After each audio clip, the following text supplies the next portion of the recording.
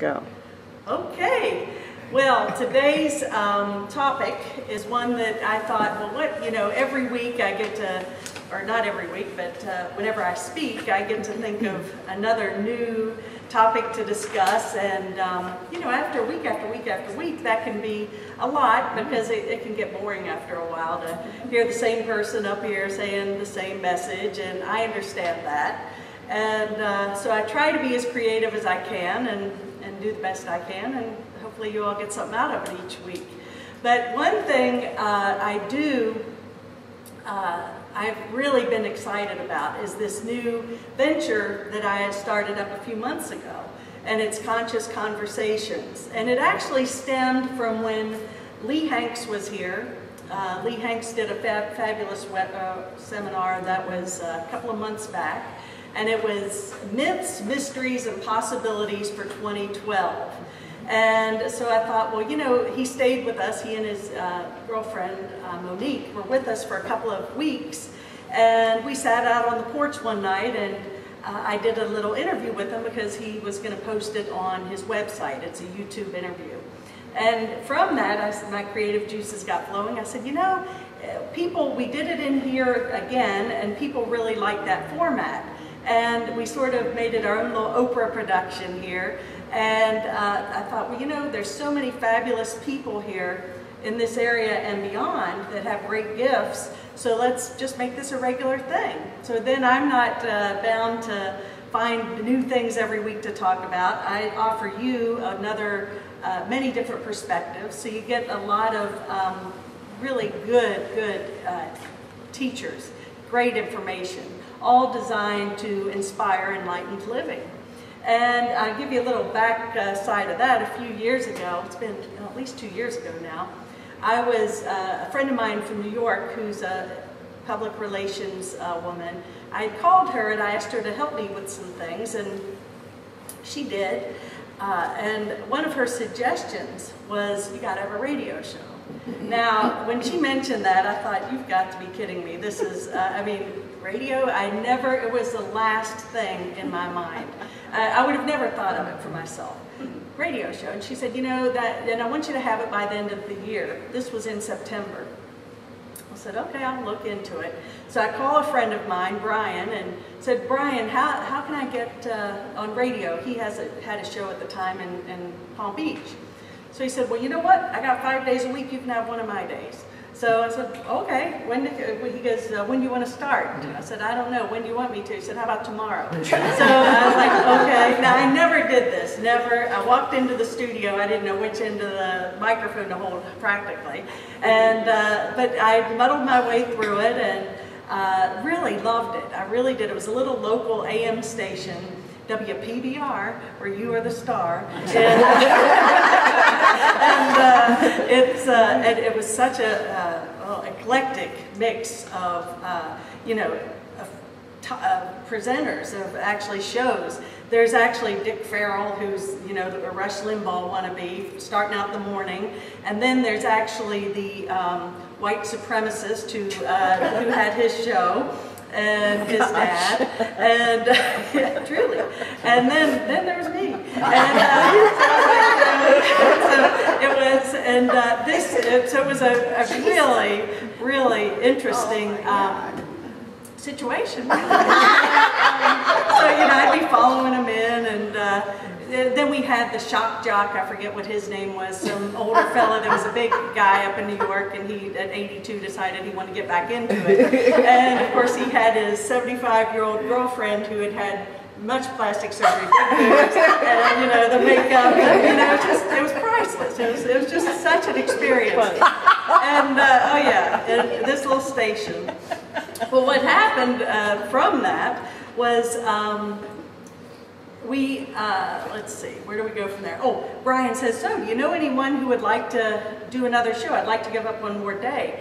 I said, well, ask Lindsay, because Lindsay, her dad was in radio in New York, and I bet she'd be really good at it.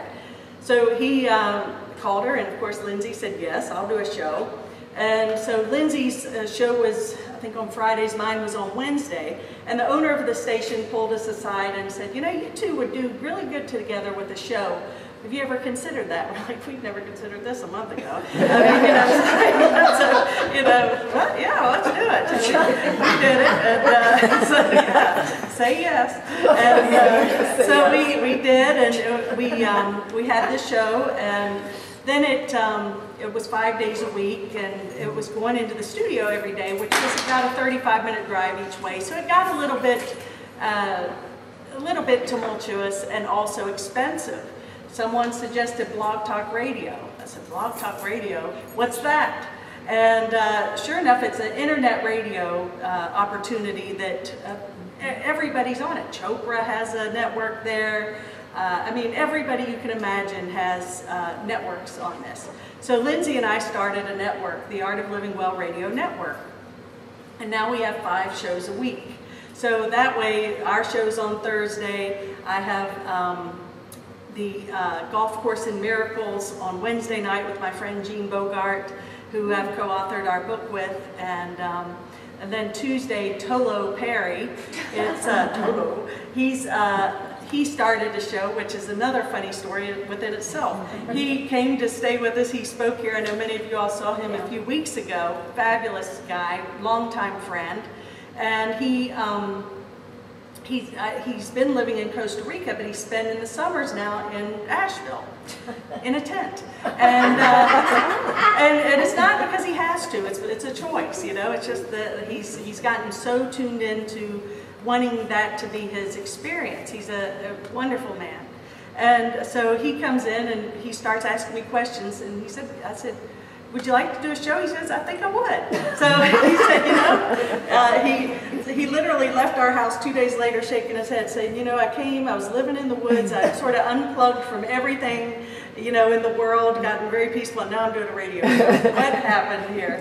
So, it just really goes to show that if we just open ourselves up and be open to really listening, that miracles can happen. So it's really amazing what the universe will present to us if we just get out of the way.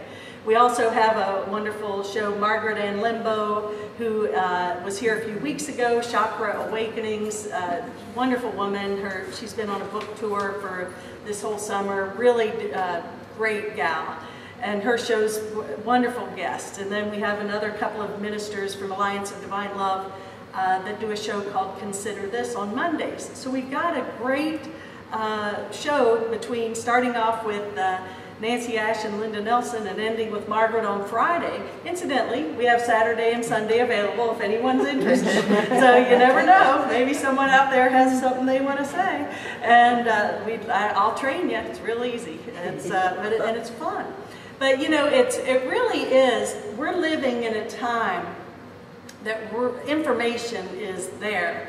This hemisync meditation, as we were singing the little preparation here, our thoughts or prayers, I'm like, hemisync, okay, found a song, click on it. I mean, is that amazing or what? I was doing that as I was singing, and it's that easy and that available. And there's tons and tons of information out there for us to really take advantage of if we use it as a means, and we can use it as a means of awakening and becoming more enlightened and more at peace. So I'm always on YouTube. I'm always doing searches. Everybody's got a website. Everybody's got a lot of great stuff to share. So I'm a big advocate and encourage people to take advantage of all of these things.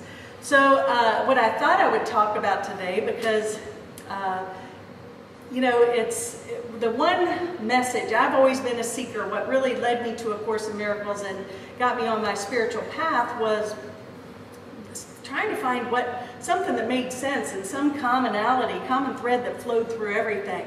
I found that a lot of religions and spiritual teachings were so fixed on their beliefs. So if you go to this church, this is what you believe, and if you go to this one, this is what you believe, and they're wrong, and we're right. And I love that what I heard one time at Unity Church down in West Palm, what's the definition of a cult? And they say the church down the street.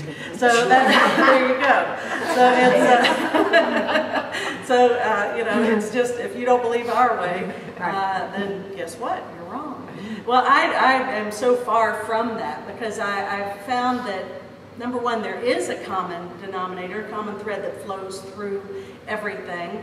And number two, we're all at different places on our spiritual path that literally means that some people do find value and sustenance in one, you know, they might find it in the Baptist church, or they might find it as a Muslim or a Buddhist.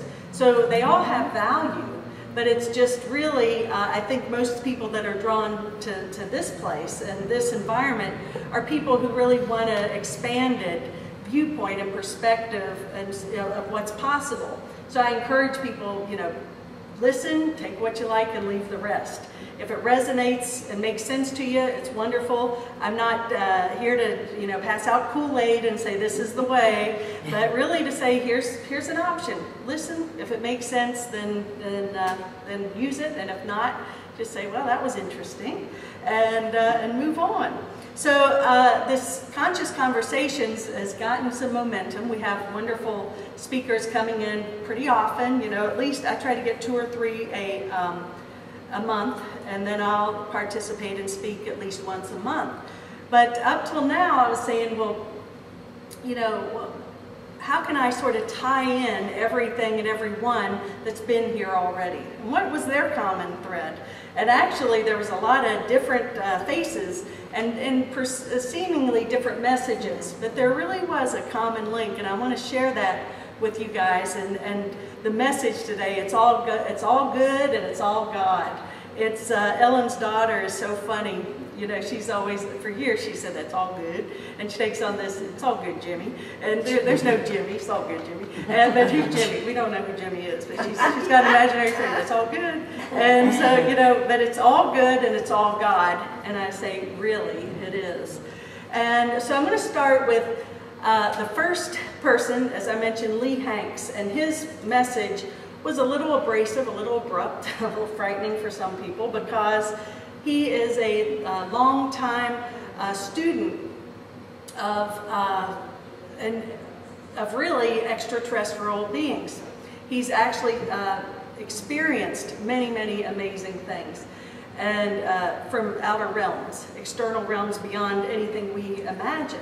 So he comes in with his spaceship experience and shares what his messages are. And you know, we're spiraling towards this time, 2012. You know, we've all heard about it. There's movies on it. There's alien movies. There's all sorts of things. And I don't really resonate with aliens. I certainly believe personally that they exist, but I'm not like, ooh, got to study those. Come in my house, it's like, no thanks. That's okay. You stay out there, and we'll all be happy. But I do believe they exist, and so Lee's not afraid of them, so he can give us the message, you know. And he did. And so he had a lot of really interesting things about the Earth changes and how to prepare. And his message was really all about preparation, okay? And it was a wonderful message. And if you could just sort of muddle through the parts of it that may seem like, oh, that's too weird, there was a great message there, okay? And he's a wonderful teacher, really. Now, after Lee, we have our little Judy Ray, who we've known for years and years, and she comes in as a healing touch practitioner, aromatherapist, and also heart math student. She's a big, she teaches and facilitates all over the world with healing touch and implements these other aspects into it. Well, her main message that day and in her seminar were, you know, come from your heart. It's all living from your heart. And so that was, you know, very experiential, very loving. I think a lot of us were moved that day by that experience and had a great transformation, a little aha, another piece of the puzzle that we all experienced. And we all got those cool little balls. And, you know, if you weren't there, you don't know what I'm talking about, little space balls. Okay, so Lee sent those down. But we had the space balls with Judy. And we have to have another seminar now that we all have space balls. What do we do with them? And I can't remember. Does anyone remember that you can teach me? But anyway, oh, Connie, of course you would. Okay. but Judy had a wonderful message, and the message was about energy. And, you know, the space balls were really another tool to demonstrate how energy works. That's really what those little space balls were here for. But it was definitely a life transformational afternoon, without a doubt. I mentioned earlier Margaret Limbo. She's, you know, transform your life with crystals, positive affirmations, and chakra balancing. And her book is fabulous. And her message really is, there again, you know, how to use these tools, how to use aromatherapy, how to use crystals, and guidance from the angels, really to live more harmoniously, more abundantly, more accepting of what is, and more peaceful. So it was a wonderful demonstration and seminar that Margaret gave. And I learned a lot about it. I feel like I understand crystals pretty well, but I've never been a student and studied crystals that much. But in that couple of hours together, it was really enlightening for me. And, you know, got that great smudge spray, and, you know, that she has the archangels are literally coming to her, telling her, use these oils, this blend of oils for smudging and for abundance, and really powerful stuff. I mean, great stuff. So that was a good opportunity for us, and another one. Well, you know, that was followed up by our friend Tolo. And Tolo, I want to tell a little bit of history with Tolo. I've known Bill Perry, aka William, aka Dr. G. He's had quite a transformation. I've known him for about 20 plus years. He's a good friend from Florida, and he had a huge following down there. And at the time we met him, he was actually channeling Dr. G, who was a great sage and teacher, and he would give seminars and do private readings, and helped a lot of people, really, with his messages. Well, Tolo, or Bill, continued to you know, seek and devote his life to his spiritual practice, and now he is actually become Tolo. And Tolo is actually a whimsical, sort of a jokester. And he spells it with a small t, lowercase t, because it's really not taking yourself so seriously, okay? It's like, you know, we can get caught up in, like, you know, all of our stuff and our degrees and whatever we have or don't have in our story. But really, he talks about beyond spirituality. And it's really stripping ourselves of the ego and the ego's needs. Of course, now he's got a radio show. But no, and the radio show is actually a means for him to express this message, and it's a wonderful teaching. And so I say that because with radio, or any of the technical things, people say, oh gosh, technology has just ruined us, you know, as a society. And I actually say, we can use it, it's neutral. This internet, all of these gifts that the internet offers us can be used for ego purposes or holy purposes. So when we make that decision, I'm going to use this radio show as a means to express a message that unifies rather than separates, creates more awareness of love rather than fear. Then we can use everything as a means for awakening. So his message was fabulous.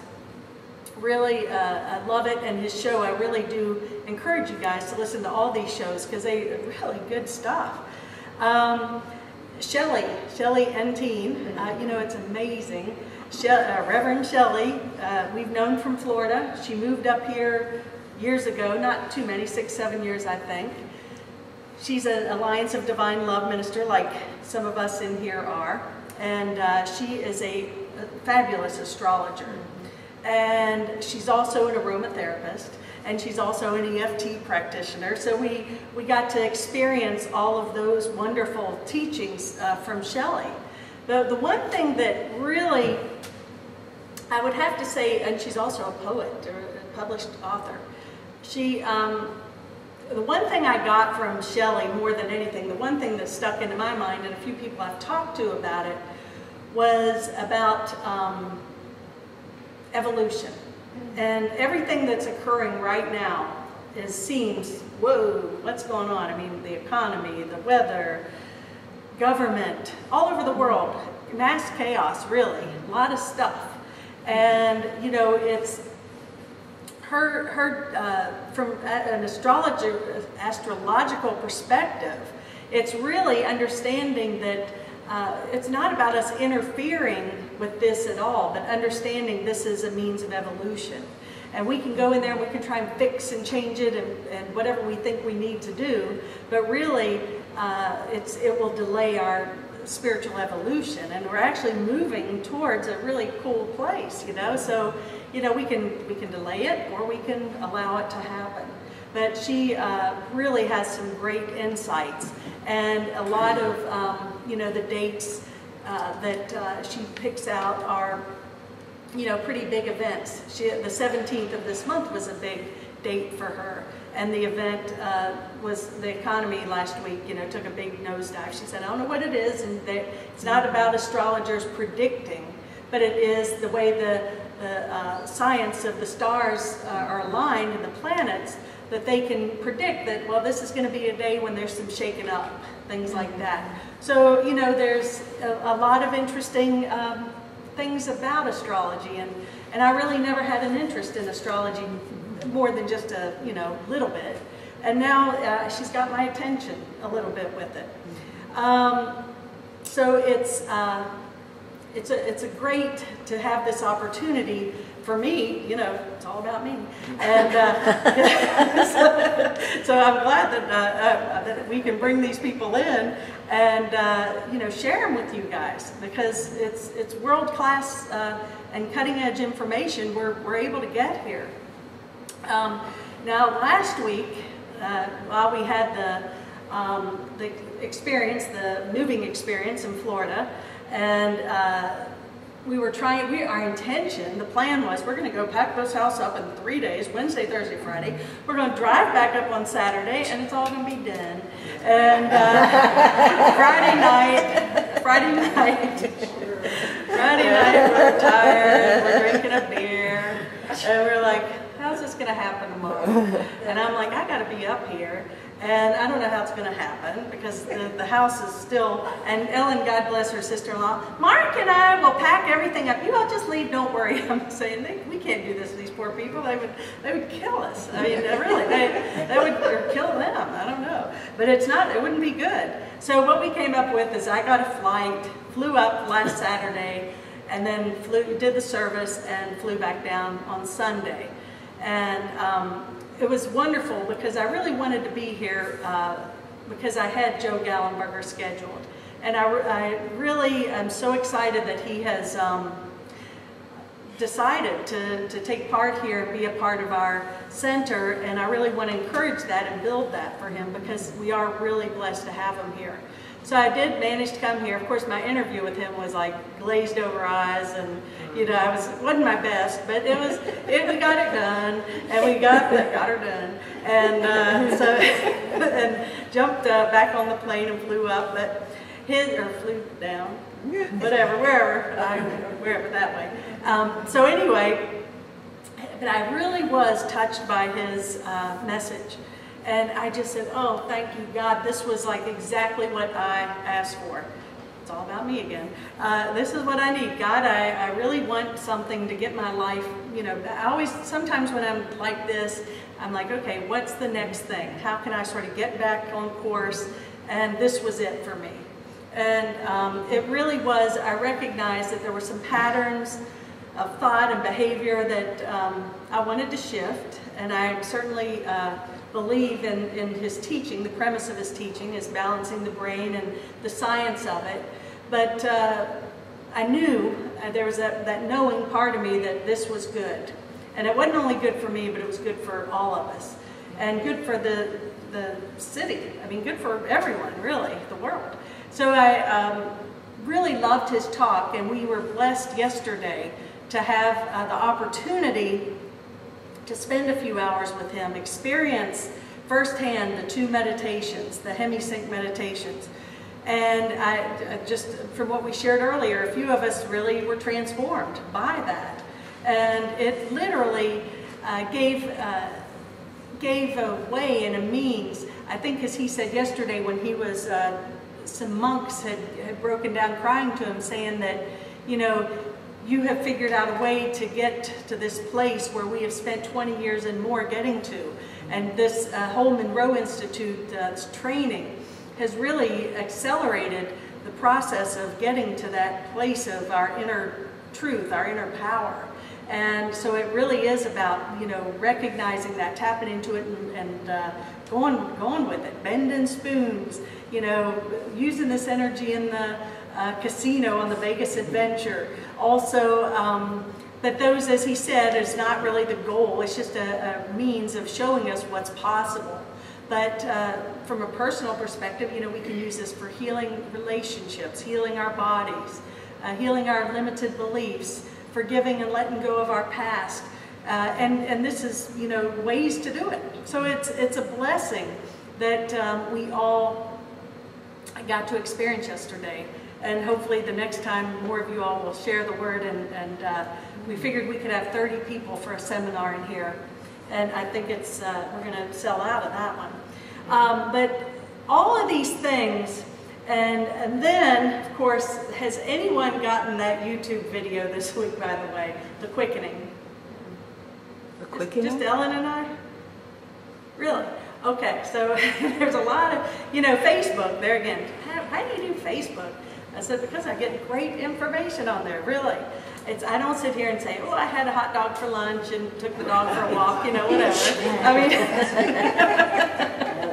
I mean, you know, it's not for me. That's not what I use it for. But but there are people share some really insightful quotes and videos and really cool stuff. And so this quickening video, someone had sent on YouTube, and then I've gotten a few emails. And it's actually the prophecy from the Hopis and the Mayan calendar. I've seen them. And it's 1 hour and 16 minutes. And I stayed up 3 nights, or the night we got back, I was so wired when we drove back from Florida that I stayed up till 2 a.m. watching this. And it was like, whoa, and it's well done. Now, it's, for some people, it would be very, very fearful. And it's because it's, you know, it really shows the cycle, the probable cycle of events that are occurring and where they're heading. Now, do I believe everything? If I don't want you all to go back and watch it and say, oh, I got to believe everything. I don't believe that this is necessarily the case and that all these things are happening. But the message it was getting to was the real power and beauty of it. And what it did was basically talked about Hopi prophecy, and it talked about the Mayan prophecy. And one thing, when Lee Hanks was here, he said October, the end of October is when things are really going to get shaken up. Now, he said that to us a couple of months ago. Get this video. They say the Mayan calendar does not end on December 21st, 2012, but rather October 28th, 2011. And that there's a lot of things, you know, the economy, the weather, the politics, and all of these things, and, you know, 3 days of darkness, and it's like, oh, and so it can seem a little bit like, whoa, that's heavy stuff. But the message, which ties into all of this, whether or not those things occur, the message, I think, is always the same. And it's that if I believe that I'm a body, if I believe my substance, my sustenance is external, if I believe that other people's decisions and poor decisions, or seemingly poor decisions, can affect me, then that's going to be my experience. I'm going to be afraid, obviously. But if I come from my heart, instead of my head sitting there going, oh my God, ain't it awful, this is scary, you know, all this mind chatter, which is creating all this fear, okay? And then since, you know, I'm creating my experience, it's not about necessarily trying to change the experience. I don't think that's really it at all. But I can change my relationship to it. I can change my personal experience to whatever's happening. The Course in Miracles. You know, everyone says, oh, miracles, I like that. Win the lotto, do this, do that, whatever. And those are earthly miracles, and they're wonderful, and they're fun.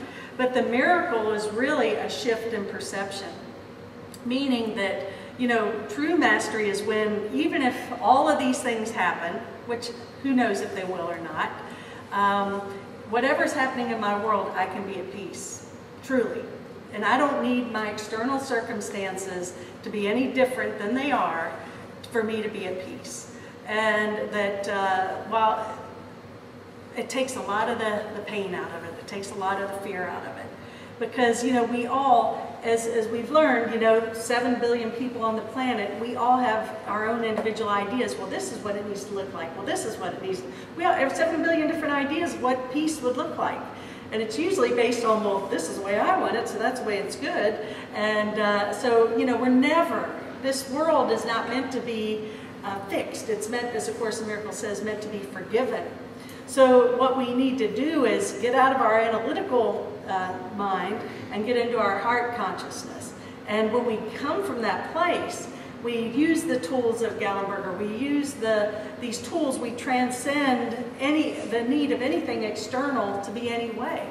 Now, it works. I can promise you it works. There's nothing in this world to be afraid of. There's nothing to fear but fear itself. We heard that before. And it really is up to us to be willing to let go of what I think my world needs to look like before I can be happy. And say that I can be happy right now regardless of what's happening. Now where does that leave? Like, well, what about the chakras and what about the manifesting and all this? I say, you know, as long as we're here, let's make it fun and good and have a great time. I mean, I'm not against that. I mean, I'm all about, you know, comfort and abundance, don't get me wrong. But I'm also, I don't need those things anymore to be happy. Yeah, they're fun, it's a fun manifestation and a creation, but I don't want to let those get in the way of my spiritual evolution either. So I just look at that as this is what I'm doing now, but really I know there's a bigger plan and a bigger picture out there. And really the bigger picture, the bigger plan, I think we can all concur in a lot of these philosophies and teachings. Those who are going to suffer and be challenged are people who are so externally attached. I think that a lot of people have already experienced a lot of worldly loss. And if we're externally attached, we're going to suffer all the more. So the Buddhist philosophy of detachment is a goal, it's a key. So we can have fun, play while we're here, but also know that there's something even better coming. And I really believe that when this shift, as it occurs, and as we get to the other side of it, you know, that's when we're going to experience true heaven. And that we're going to truly know our oneness with each other. We're not going to make decisions based on, you know, me, but we. That everybody, your interests are as important as my own. This morning, Ellen and I were talking about the people that bought our house. And, you know, we got a good deal, they got a good deal. And so she said, well, we gave them this and this and this. And I said, yeah, it's just like giving it to ourselves. Because, you know, they are us. So she said, yeah, you know, that feels better. Because, you know, there's no separation. So when we can understand that we're all in this together, we can't, as A Course in Miracles says, that last step we take to heaven is holding our brother's hand, and no one's exempt. And that means the worst of the worst, or that we judge the worst of the worst, or the best of the best. We're all in this together. And I think that all of these occurrences and conditions and circumstances happening are here to jostle us a little bit, to say, okay, wake up, because guess what? This next place you're going, you know, you're going to experience and you're going to create a world where everybody wins, everybody's happy. Peace is just your natural state. We're going to come from that place like Joe talked about yesterday, of an enlightened mind. But it's not going to be used so that I can use it for my own greed and gain, but I'm going to come from more of a collective desire. That, well, how can I use my gifts, my mind, to join rather than create more separation? So it's really a great opportunity. I really do encourage all of you guys to take some of this into your hearts and into your mind, and think about, well, what does that mean to you? Because it really is, I think, we're so blessed to be on the planet at this time. I think it's very, very, very exciting. And, so just a few common thread points here. Number one, Course in Miracles quote, everything is for your best interest. Even if it doesn't look that way, everything is for your own best interest. No exceptions. Your soul is totally unaffected by anything that's going on. Okay? That's pretty true. We talk about that. Live from your heart. This world is not your home. And we give everything all the meaning that it has. In other words, everything in this universe is neutral. It's all God, it's all neutral. So if I see something as bad or good, positive or negative, then I'm judging it. So it's really about being willing to relinquish my judgment. And the last but not least, really take it into our minds and our hearts and know that it's all God and it's all good. And that in truth, that is the truth. So let's take that home, take it into our hearts, and know that it's all good, it's all God, and namaste. Namaste.